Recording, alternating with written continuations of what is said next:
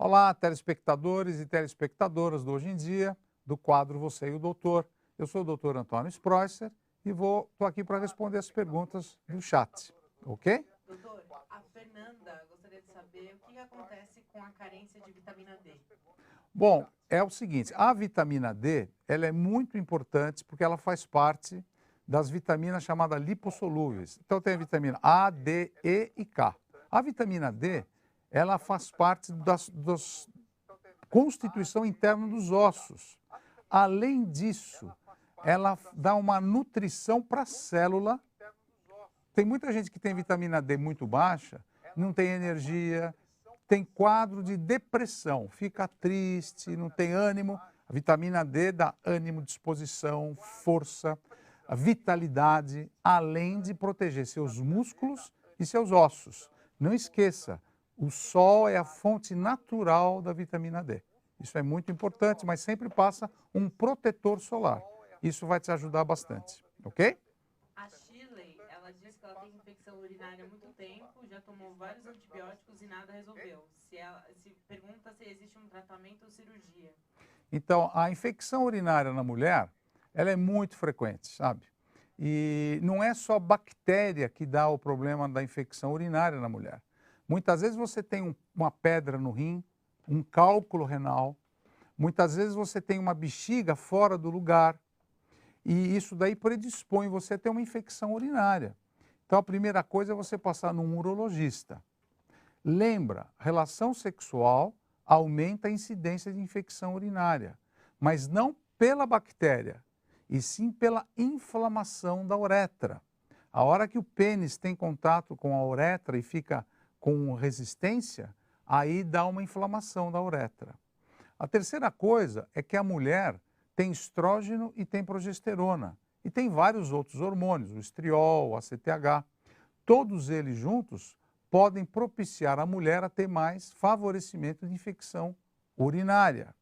Além disso, as pessoas que têm diabetes, ou seja, o açúcar no sangue muito alto, também ficam mais predispostas ao diabetes. Então, a primeira coisa que você tem que fazer, você vai no seu ginecologista, explica para ele que você está tendo muita infecção urinária. Aí ele vai pedir um exame de urina, vai detectar qual é a bactéria que está causando e se é realmente uma bactéria. E aí depois vem os exames. A gente tem que fazer um ultrassom dos rins, ultrassom do útero, ultrassom da vagina, fazer alguns estudos para saber se a sua bexiga contrai bem. A bexiga às vezes não contrai, ela tem uma fraqueza e isso também dá infecção urinária. Tudo isso são detalhes muito importantes para você fazer o quê? O tratamento apropriado, com o uso de antibióticos ou outros remédios e até cirurgia se for o caso, tá bom? A Selma pergunta sobre a vitamina D, se você consegue comprar sem prescrição médica. Normalmente tem uma vitamina D ou os polivitamínicos, qualquer vitamina, né? Vitamina A, vitamina C, vitamina E, você pode comprar na farmácia sem receita médica. Por exemplo, quando você está nos Estados Unidos, naquelas farmácias enormes, você compra lá até anti-inflamatório, existe sem receita. Até aqui no Brasil, a gente sempre fala que qualquer coisa que você for tomar, é importante ter uma receita ou de um nutricionista, que é o especialista em vitaminas, né? Ou o próprio médico que está estudando o seu quadro e sabe no sangue se está faltando vitamina e o que você precisa. Mas respondendo objetivamente sua pergunta, a farmácia vende vitamina D sem receita. O Vanildo fala que a prima dele, de 45 anos, esquece os nomes das coisas e onde ela guarda. É Alzheimer? Ô Vanildo, a sua prima, ela tem uma alteração da memória. E a gente sabe que os problemas de memória, nem todos eles se encaixam na doença de Alzheimer. Então, atualmente, o que a gente faz para saber se a pessoa tem doença de Alzheimer ou não? A primeira coisa é saber se na família dessa pessoa o pai tem doença de Alzheimer, a mãe tem doença de Alzheimer, ou algum tio, tia ou avó, alguma pessoa diretamente ligada a ela se tem a doença de Alzheimer. Número 2, a gente precisa fazer uma entrevista com ela.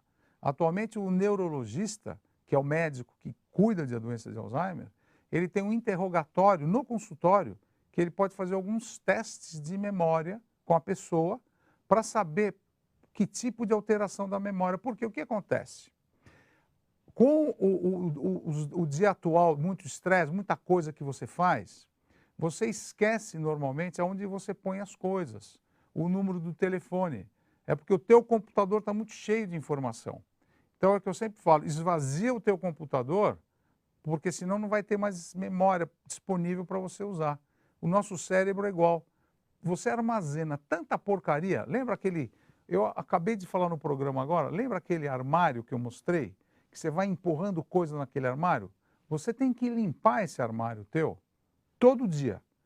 Começa a jogar fora pensamento que não presta, começa a jogar fora memória que não é boa para você, deixa espaço no seu cérebro para coisas importantes. Então, muitas vezes a sua prima está estressada, nervosa, agitada, e ela começa a esquecer coisas que ela não esquecia antigamente. Por quê? Porque ela está usando o espaço do cérebro para coisas que não precisam.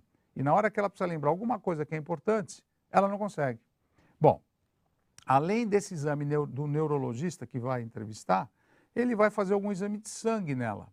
Normalmente a glândula tireoide ou até as vitaminas no sangue podem ser alteradas e isso leva à perda da memória. E depois, finalmente, tem exames de imagem, tomografia, ressonância magnética do cérebro, para ver se tem alguma doença lá dentro que possa estar dando esse problema da memória. Eu vou dar um exemplo. Às vezes a pessoa bate a cabeça, tem um trauma de crânio, fica um pouquinho de sangue lá dentro do cérebro armazenado e isso pode alterar a memória.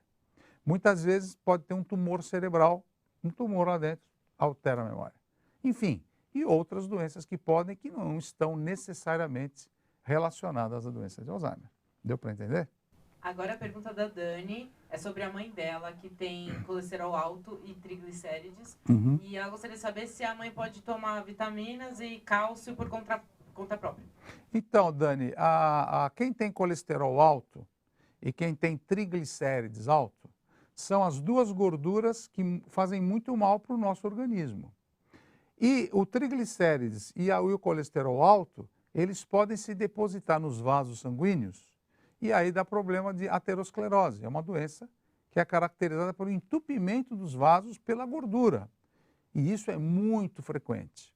Como eu falei da doença de Alzheimer hoje, a gente sabe que o aumento da obesidade, aumento da hipertensão, diabetes e das gorduras no sangue podem contribuir para a doença de Alzheimer. Então, a primeira dica que eu vou dar para tua mãe é a seguinte: ela tem que ir num nutricionista. Por quê? O nutricionista ou a nutricionista vão fazer um cardápio para sua mãe para ela deixar de comer ou evitar algum tipo de alimento que hoje ela está fazendo uso e que está favorecendo a esse aumento de gorduras no sangue. Além do nutricionista, ela tem que procurar um médico. Por quê? Porque existem causas hereditárias do aumento do colesterol e do aumento de triglicérides. Está cheio de gente que vai no meu consultório, que é atleta, faz regime, faz dieta, treina o dia inteiro e tem colesterol alto e tem triglicérides alto. Por quê? Porque tem a parte hereditária. Ele não pediu para ter esse problema. Então, a sua mãe está cercada de dois profissionais importantes: o nutricionista ou a nutricionista e o médico ou a médica, que os dois em conjunto podem ajudar a cuidar da sua mãe. Eu não vejo indicação, no caso dela tomar vitamina B, complexo D, complexo B, para esse tipo de problema. Ela está precisando ter uma orientação nutricional mais apropriada e uma orientação médica mais apropriada. A pergunta da Elis, ela tem Zika e ela gostaria de saber um medicamento que aliviasse a dor dela. O Zika vírus, ele tem essa característica de dar muita dor no corpo. Só que o problema da dor no corpo é tão importante que nós médicos temos muito medo de medicar esses pacientes, porque pode dar outros problemas no fígado, nos rins, problema no estômago, pode dar sangramento. Então, o que eu vou pedir para você fazer é ir a um posto de saúde novamente. Eu sei que você está cansada, está com dor, e o meu problema é que eu não posso medicar você pela internet, eu não posso medicar você por telefone. Isso é contra o Conselho Regional de Medicina, é muito perigoso eu fazer isso. Mas, de maneira geral, a gente acredita que o paracetamol, que é um medicamento que não tem efeito colateral, ele pode ser utilizado nos casos de dor produzido tanto pelo Zika, como pela dengue, como chikungunya, que eles não têm efeito colateral. Então, o paracetamol pode ser usado nesses casos porque previne o sangramento. Mas o meu conselho como médico é te prevenir, dar um pulinho no médico, dar um pulinho no posto de saúde, dar uma UBS para você ser analisada, ser vista e ver o que a gente pode fazer, porque às vezes a sua dor, a gente acha que é da Zika, mas às vezes não é do Zika vírus, ok? A pergunta da Ivonete sobre a faixa etária de risco do Alzheimer. Ivonete, normalmente a doença de Alzheimer, ela aparece depois dos 60 anos. E se você quiser uma data limite para o Alzheimer, é dos 65 aos 90 anos de idade. E tem um fator importante. A partir dos 65 anos, a cada 10 anos, duplifica ou duplica a incidência de doença neurocognitiva. A partir de 65 anos, a cada 10 anos, por exemplo, aos 75 anos, dobra a chance de você ter uma doença da memória, que a gente chama de demência. E nós temos 5 tipos de demência. O Alzheimer é um deles, o Parkinson é outra, a doença da isquemia do cérebro é outra. Então, nós temos vários tipos de demência. O Alzheimer é a principal delas. E a cada 10 anos, a partir dos 65 anos, dobra a incidência da doença de Alzheimer. Pergunta da Josi. Tenho triglicérides alto, posso tomar anticoncepcional? Olha, Josi, a sua pergunta é muito importante. A gente sabe que a pílula anticoncepcional, ela aumenta os casos de infarto, trombose, embolia.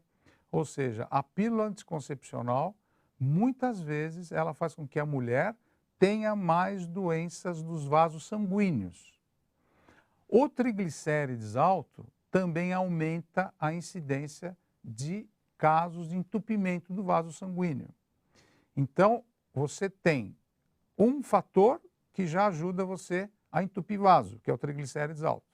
E tem outro fator, que é a pílula anticoncepcional, e os dois juntos, somados, podem causar sérios problemas a você. Isso sem contar com o cigarro.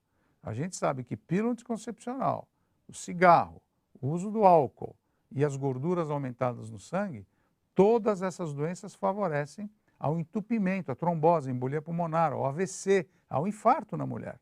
Então, a minha dica para você hoje qual é? Conversa com o seu médico, conversa com o seu ginecologista, porque você provavelmente vai precisar fazer um tratamento para baixar a tua gordura no sangue, para depois você tomar a pílula anticoncepcional. Enquanto isso, use camisinha e existem outros métodos para você evitar a gravidez, como o uso do DIU, com ou sem hormônio. Pergunta do Everton. Bursite tem cura? Everton, a bursite tem várias causas, mas a principal causa da bursite é o uso da articulação continuamente. A gente sempre associa, né, bursite com o ombro, né? Eu tenho uma bursite, mas não é só no ombro, a bursite pode dar em qualquer articulação. Toda articulação tem um líquido, tem uma película que envolve essa articulação, chamada bursa. A inflamação dessa bursa é que dá bursite, a inflamação da bursa. E isso ocorre em qualquer articulação. Uma das doenças aqui no Brasil que dá muita bursite é a gota, é o ácido úrico aumentado. Então, muitas vezes, você curando a gota, curando o ácido úrico, você vai curar a bursite. Então, a bursite tem cura, sim. O grande problema é que, às vezes, a gente cuida muito de atletas, né? Então, o nadador não sai da piscina, nada o dia inteiro. Então, ele tem um quadro de bursite no ombro. Jogador de tênis tem bursite no cotovelo.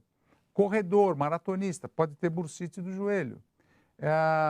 Pessoas que esquiam podem ter problema de bursite no quadril. Então, cada atuação tem uma bursite. E, finalmente, as pessoas que usam continuamente as articulações, como o mouse, como o computador, a posição que você fica, né? Podem ter bursite por esforço repetitivo, ou que ele chama de LER, lesão por esforço repetitivo. Então, tem cura. O que você precisa fazer é o seguinte, ver aonde é a bursite, que o seu ortopedista já deve ter falado, e fazer o tratamento. Às vezes, você tem que imobilizar o membro, porque não adianta eu ficar dando anti-inflamatório para você se você está usando a articulação. Jogar tênis, subir escada, fazer o meu dia a dia. Então, muitas vezes eu tenho que imobilizar aquele membro que tem a bursite, imobilizo, tomo o remédio. Às vezes eu tenho que fazer uma infiltração no local da bursite e tomar anti-inflamatório. Mas aí você tem o seu ortopedista que vai te ajudar a diagnosticar e cuidar do seu problema. E a última pergunta, a Ana Paula pergunta, ela fez cirurgia nas trompas e ela queria saber se ela pode engravidar. Ana Paula, quem faz essa cirurgia, que a gente chama, você fez a operação das trompas, né? Que durante a cesárea ou qualquer procedimento você pode ligar as duas trompas. Quando liga as trompas, 99% de chance de você não engravidar mais. Porque não tem como o óvulo sair do ovário e descer, e não tem como o espermatozoide subir e entrar na trompa e achar o óvulo. Não tem como, porque está cortado. Mas a gente que faz medicina há muitos e muitos anos, a gente às vezes vê na literatura casos raros. Às vezes, quando você corta a trompa e liga a trompa, muitas vezes como fica uma muito próximo da outra, uma encosta na outra e acaba fazendo outra vez o que a gente chama de recanalização. Refaz o caminho outra vez da trompa, mas isso é muito raro. A melhor coisa que tem é logo depois que você ligou, fez a cirurgia da trompa, é fazer alguns exames para ver se realmente você está sem risco de correr sem risco de engravidar, tá bom? Isso o teu ginecologista vai te ajudar. Mas quase 100% de chance é de você não engravidar mais. Eu agradeço as perguntas. Continuem comigo no meu site www.drantonioSpreusser.com e uma boa semana e muita saúde a vocês.